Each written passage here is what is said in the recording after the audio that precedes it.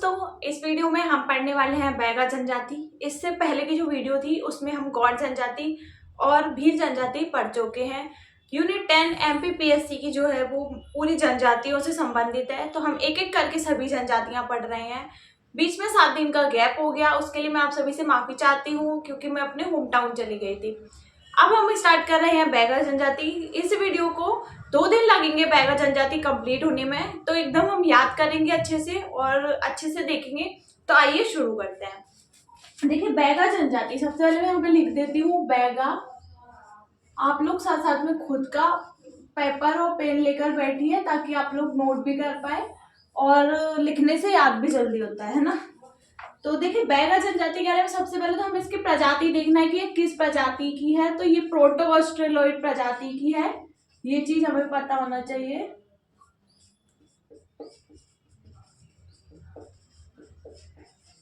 ये पूछा जाता है द्रविड़ समूह और प्रोटो ऑस्ट्रेलोइड प्रजाति, तो ये दोनों चीज हमको पता होना चाहिए। हर जनजाति के बारे में पहली चीज जो है ये वो यही है कि हमें ये चीज पता होना चाहिए। उसके अंदर देखिए बैगा जनजाति जो है वो अपने आप को धरती पुत्र कह रहे हैं, अपने आप को वन पुत्र भी कहते हैं। तो इस प्रकार के इनके अन्य नाम है इनके धरती पुत्र और वन पुत्र। ठीक है, तो ये भी आपको याद रखना है। इसके साथ साथ एक और है, ये अपने आप को जंगलों का राजा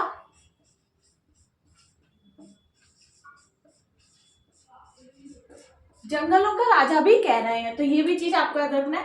धरती पुत्र, वन पुत्र, जंगलों का राजा, इस प्रकार के नाम बैगा जनजाति को दिए गए हैं। बैगा जनजाति से रिलेटेड एक पुस्तक है बैरियर एल्विन की, ये सभी शायद आपको पता होगा क्योंकि पहले क्या था, जनजातियां जो थी वो हम पढ़ रहे थे पर हम उतनी ज्यादा डिटेल में नहीं पढ़ रहे थे। तो जो बैरियर एल्विन है आप सभी ने शायद पहले सुना होगा। तो इनकी एक पुस्तक का नाम है द बैगा, जिसमें बैगा जनजाति से रिलेटेड जो है बातें दी हुई है कि उनका किस प्रकार की सामाजिक व्यवस्था, राजनीतिक व्यवस्था, किस प्रकार की व्यवस्था में वो लोग रहते थे। तो ये बैगा जनजाति से रिलेटेड इनकी पुस्तक का नाम हो गया।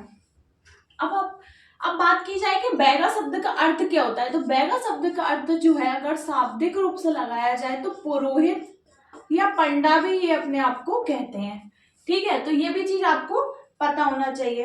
अब उसके बाद में देखिए मैं आपको एक चीज बताती हूँ कि हमको इनके बारे में पढ़ना है कि इनका भौगोलिक विस्तार किधर है, इनकी किस प्रकार की सामाजिक व्यवस्था है, तो हम फिर वो देखेंगे।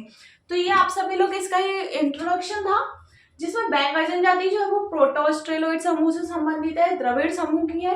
धरती पुत्र, वन पुत्र, जंगलों का राजा इन्हें कहते हैं। बैरियर एल्विन की एक बुक है द बैगा, जिसमें बैगा जनजाति से रिलेटेड जितनी भी बातें हैं वो दी गई हैं।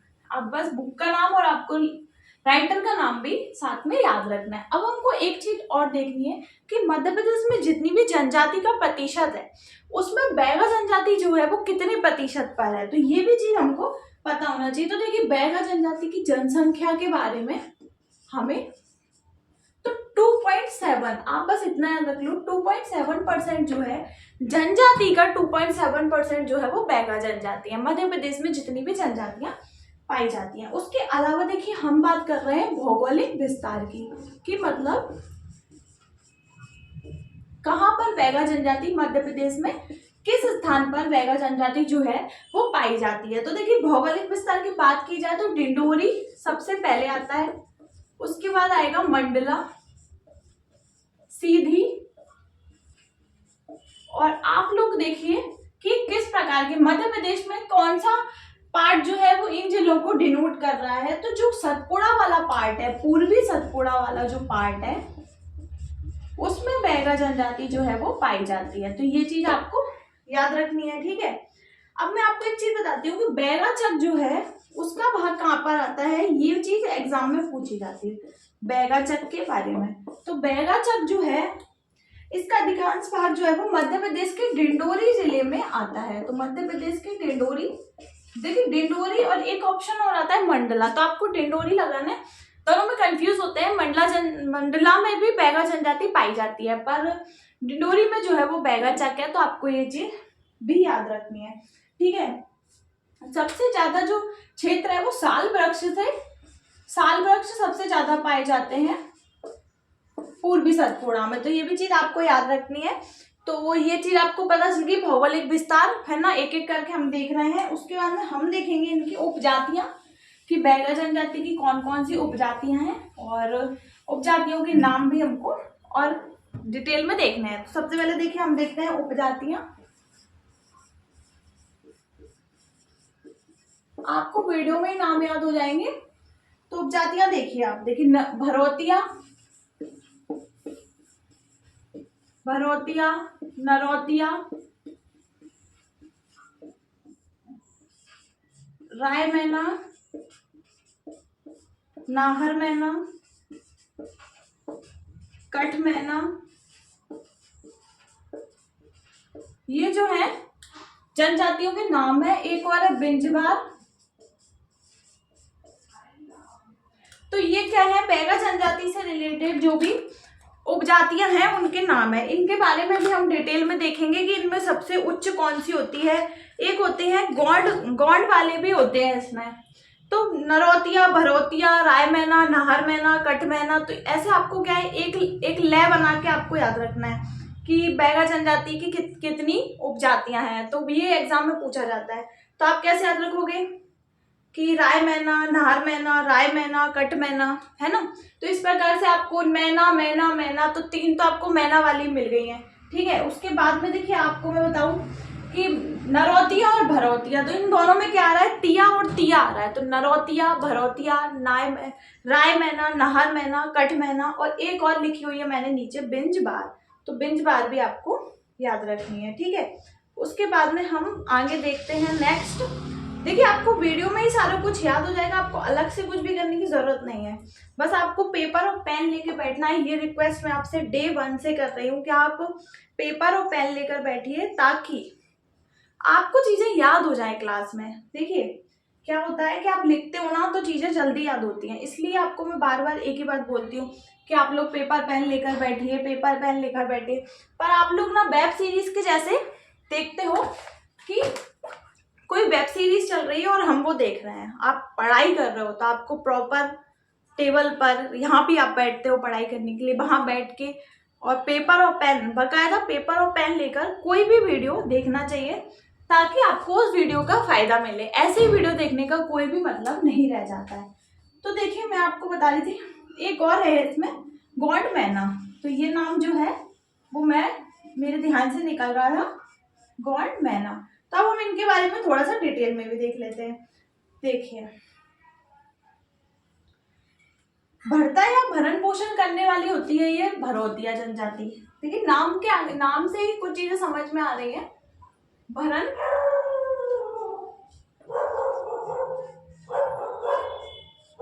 भरण पोषण करने वाली, ठीक है। उसके बाद में देखिए एक बिंजबार। तो बैगाओं की सबसे सभ्य जनजाति जो है वो बिंजबार मानी जाती है, सभ्य। सबसे सभ्य जनजाति अगर पूछी जाए बैगाओं में, उपजातियों में, तो बिंजबार जो है वो सबसे सभ्य मानी जाती है। कठ मैना जो है वो काठ का काम करते हैं, काठ मतलब लकड़ी का काम करते हैं, ठीक है। अब एक और बात मैं आपको बताना चाहती हूँ, गौंड मैना जो है वो एकदम निम्नतर उपजाति होती है, इनकी निम्नतर मानी जाती है। तो देखिए आपको सारी चीजें पता चल गई कि सबसे ऊंचा स्थान जो है वो भरोतिया का होता है, सबसे नीचा स्थान जो है वो कठ मैना का होता है, माफ कीजिएगा, सबसे नीचा स्थान जो है वो गौंड मैना का होता है, और बिंजबार सबसे सभ्य जनजाति होती है। कठ मैना जो है वो काठ का काम करते हैं। तो इस प्रकार से आपकी हो गई हैं उपजातियां कंप्लीट। तो उसके बाद में हम देखते हैं नेक्स्ट। और साथ ही साथ मैं आपको एक चीज बता दूं कि बैगा जनजाति जो है वो 2 दिन चलेगी मुश्किल से, आज और कल भी इसका एक वीडियो आएगा। कंटिन्यू वीडियो आएंगे ताकि जल्दी जल्दी सिलेबस कंप्लीट करना है। उसके बाद में देखिए हम पढ़ रहे हैं परिवार और समाज, सामाजिक संगठन। सामाजिक संगठन के बारे में भी हमें पता होना चाहिए। काफी सारे इसमें पद होते हैं, दीवान, मुकद्दम, है ना, द्वारक, द्वारक, द्वारपाल, ऐसे। तो क्या है हमको इसको डिटेल में देखना है कि मुकद्दम कौन होता है। तो मुकद्दम जो है वो गांव का मुखिया होता है।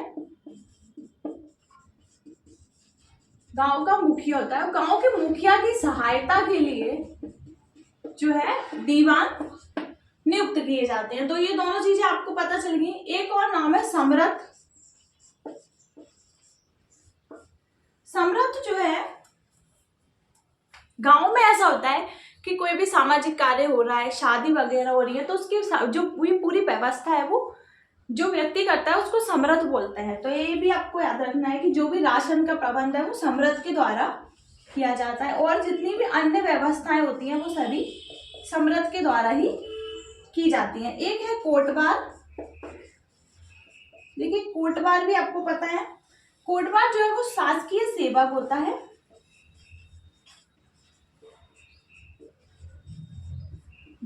ये मुकद्दम और दीवान जो है, इनके जितने भी निर्णय होते हैं उनकी घोषणा जो है वो कोटवार के द्वारा ही की जाती है, और ये शासकीय सेवक होता है। एक और है द्वार, जिसके बारे में मैं आपसे बात कर रही थी। द्वार जो है वो पुरोहित या पंडा को कहा जाता है। एक सेकंड में एक बार देख लूं कि ये फ्रेम जो है नीचे का दिख रहा है या नहीं दिख रहा है। तो पुरोहित या पंडा को कहा जाता है, जी हाँ दिख रहा है। तो देखिए मैं आपको बताती हूँ कि सामाजिक संगठन में दीवान, मुकद्दम, तो मुकद्दम जो है वो गांव का मुखिया होता है। दीवान मुकद्दम की सहायता के लिए होता है। समरथ राशन की व्यवस्था करता है। गांव में जितने भी सामाजिक कार्य होते हैं, विवाह से संबंधित कार्य होते हैं, उनमें राशन की व्यवस्था जो है वो समरथ के द्वारा की जाती है। मतलब जो व्यक्ति करता है उसको समरथ बोलते हैं। कोटवार जो है वो शासकीय सेवक होता है, और द्वार जो है वो पुरोहित या पंडा को बोला जाता है। ठीक है, तो ये हो गई आपकी सामाजिक संगठन। उसके बाद में अब हमको देखना है कि जिन घरों में ये रहते हैं उनके आवास स्थान को क्या बोला जाता है। ये सब चीजें अब हमें देखनी है, और किस प्रकार के वस्त्र आभूषण वगैरह कुछ इंपॉर्टेंट नाम है वस्त्र आभूषणों से संबंधित, वो भी हम इस वीडियो में देखेंगे। आइए हम देखते हैं। देखिए मैं आपको बता दूं कि गांव आवास जो है, बैगा जनजाति के आवास के बारे में हमें देखना है। देखिए इनके जो गांव होते हैं उनको बोला जाता है पूर्वा या टोला। ठीक है, पूर्वा या टोला जो है वो गांव को बोला जाता है। उसके अलावा उठने बैठने के लिए कुछ मकान होते हैं। मकान अभी भी बंगला बोलते हैं, जिसे बंगले बोले जाते हैं। उठने बैठने के लिए जो मकान होते हैं उनको बोला जाता है बंगला, है ना। तो ये बैगा जनजाति के बारे में हम बात कर रहे हैं। उसके अलावा एक होता है मेरो। मेरो मेरो है ये, ठीक है। तो मेरो जो है वो जो घर और गांव है इनको लकड़ियों के सहारे जो है एक दीवार बनाई जाती है, जिसको मेरो कहा जाता है ना। सुरक्षा दीवार बनाई जाती है, जिसे क्या कहा जाता है, लकड़ी की होती है, जो कि जिसे मेरो कहा जाता है। ठीक है, तो ये तीन चीजें आपको याद हो गई। पूर्वा और टोला गांव को, मकान बंगला उठने बैठने के लिए, मेरो सुरक्षा दीवार है लकड़ी की। उसके बाद में हम देख रहे हैं पशुओं को बांधने के लिए, पशुओं को बांधने की भी जगह होती है। और एक है मुर्गी के लिए। तो मुर्गी के लिए बाड़ा शब्द का प्रयोग किया गया है। मुर्गी के लिए से मतलब है कि मुर्गी जहां पर जिस स्थान पर रखी जाती है उसके लिए बाड़ा शब्द का प्रयोग किया गया है। और जितने भी अन्य पशु हैं उनके लिए सार शब्द का प्रयोग किया गया है, कि सार नामक जगह होती है वहां पर सभी पशुओं को रखा जाता है। तो ये चीज सभी पशुओं को बांधा जाता है। तो ये हो गए आपके आवास। देखिए गांव पूर्वा या टोला, और मकान को बंगला कहा जाता है, और साथ ही साथ मेरो जो है वो सुरक्षा दीवार होती है लकड़ी की। और ये हो गया हमारा खत्म। अब हमें देखने हैं वस्त्र आभूषण वगैरह। तो वस्त्र आभूषण वगैरह पर भी हम थोड़ी सी निगाह टका लेते हैं। उसके बाद में पर्व त्योहार उत्सव वगैरह हम नेक्स्ट वीडियो में कंप्लीट कर लेंगे। तो देखिए वस्त्र आभूषण वगैरह पे हम जाते हैं। देखिए वस्त्र आभूषण, कुछ नाम जो है वो इम्पोर्टेंट है, तो मैं आपको सिर्फ वो बता रही हूँ। देखिए मूंगी, मूंगी, बिगरा, बहुत अलग अलग नाम है इसलिए मैं देख के लिख रही हूँ, कंफ्यूजन ना हो, है ना। चकदरिया,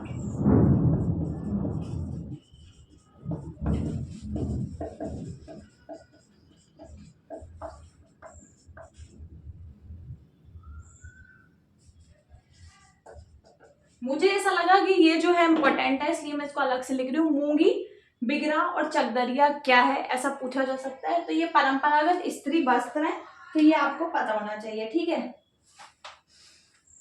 उसके बाद में आपको बताऊं कि गोधारिन जो है पहले भी देख चुके हैं। गोधारिन गुदना वाली हमने पहले भी देखा था, तो वो हम अभी यहाँ नहीं देखेंगे। कि जो भी गुदना बनाती है उन महिलाओं को गोधारिन कहा जाता है ना। गोधारिन गुदना बनाने वाली महिलाओं को कहा जाता है ना। उसके बाद देखिए मैं आपको बता दूं, एक और है तरकुल आभूषण। तो तरकुल आभूषण आपको मैं लिख रही हूँ, तरकुल आभूषण। तो ये जो है वो सुहाग की निशानी है, डिफरेंट है, इसलिए मैं आपको बता रही हूँ कि सुहाग की निशानी माना जाता है इनको, तरकुल आभूषणों को। तो ये आपको पता होना चाहिए। उसके बाद में बालों में जो है वो कंदरी नामक आभूषण का प्रयोग करती हैं। कंदरी, कंदरी देखिए, छोड़ेंगे हम कुछ भी नहीं, पूरा पूरा पढ़ेंगे। क्या पता हमने जो छोड़ा वही एग्जाम में आ गया, तो पूरी इतनी बड़ी जो जनजाति की बुक है उसको पढ़ने का कोई मतलब नहीं निकलेगा, एक दो फैक्ट छोड़ के। इसलिए पढ़ना पूरा चाहिए। भले पहली बार में आपको याद नहीं होता है, तो आप 2 से 3 बार उसका रिवाइज करते हो तो चीजें आपको याद हो जाती है ना। ऐसा कुछ भी कठिन नहीं है। वस्त्र आभूषण पहली बार सुन रहे हैं इसलिए थोड़ा सा टफ लग रहा है। मूंगा, मूंगी, बिगरा और चकदरिया जो है स्त्री वस्त्र है। गोधान गोदना बनाने वाली। तरकुल आभूषण जो है वो सुहाग की निशानी, और बालों में कंदरी का प्रयोग किया जाता है। तो ये हो गए आभूषण। अब मैं आपको बताती हूँ कि देखिए कुछ चैप्टर, कुछ जो टॉपिक है वो हमारे बचे हुए हैं, जैसे कि पर्व त्योहार। जो बैगा जनजाति है वो किस प्रकार के पर्व त्योहार नृत्य, कल की वीडियो बहुत ज्यादा इंपॉर्टेंट होगी, तो आप लोग आज का जो है पढ़ाया था उसको कवर कर लीजिएगा। इतना कुछ बहुत बड़ा नहीं पढ़ाया है मैंने, पर मैं आपको बताऊं होता क्या है कि थोड़ा थोड़ा पढ़ने से हमारा जो है बहुत बड़ा पार्ट, बोलते हैं ना कि आपके पास बहुत बड़ा कुछ सिलेबस है या बहुत मोटी कोई बुक है और जिसको आपको कंप्लीट करना है, या फिर जो आपको बहुत ज्यादा टफ लग रहा है जो सब्जेक्ट, तो आप उसको थोड़े थोड़े पार्ट में डिवाइड करके पढ़ सकते हो। अब एमपीपीएससी में यूनिट 10 जो थी वो काफी ज्यादा टफ वर्ड्स उसमें दिए हुए हैं, तो उसको पढ़ने का एक ही तरीका है। जैसे कि आप पॉलिटी पढ़ रहे हो तो आप एक साथ पढ़ सकते हो, आपका पढ़े हुए जो सब्जेक्ट है उसको आप एक साथ रिवाइज कर सकते हो। पर जो टफ बुक होती है, जो कि हमने वर्ड सुने नहीं होते हैं, उनको हमें थोड़ा थोड़ा करके ही पढ़ना चाहिए। तो देखिए हमने पहले भील जनजाति पढ़ी 2 से 3 वीडियो में, उसके बाद हमने गौंड जनजाति पढ़ी, और उसके बाद हम थोड़ा थोड़ा करके बैगा जनजाति पर पहुंच गए हैं। जो भी स्टूडेंट्स जो है इन वीडियोस को देख रहे हैं उनके धीरे धीरे करके जनजाति वाली यूनिट जो है वो कंप्लीट हो जाएगी। उसमें किसी भी बुक से वो लोग बाद में रिवीजन कर सकते हैं। तो मिलते हैं नेक्स्ट वीडियो में। इस वीडियो को कंप्लीट करेंगे, इस जनजाति को, बैगा जनजाति को कल वीडियो में कंप्लीट कर लेंगे। अगर आपको वीडियो पसंद आ रहा हो तो लाइक कर दीजिएगा और चैनल को सब्सक्राइब कर लीजिएगा। मिलते हैं नेक्स्ट वीडियो में। धन्यवाद।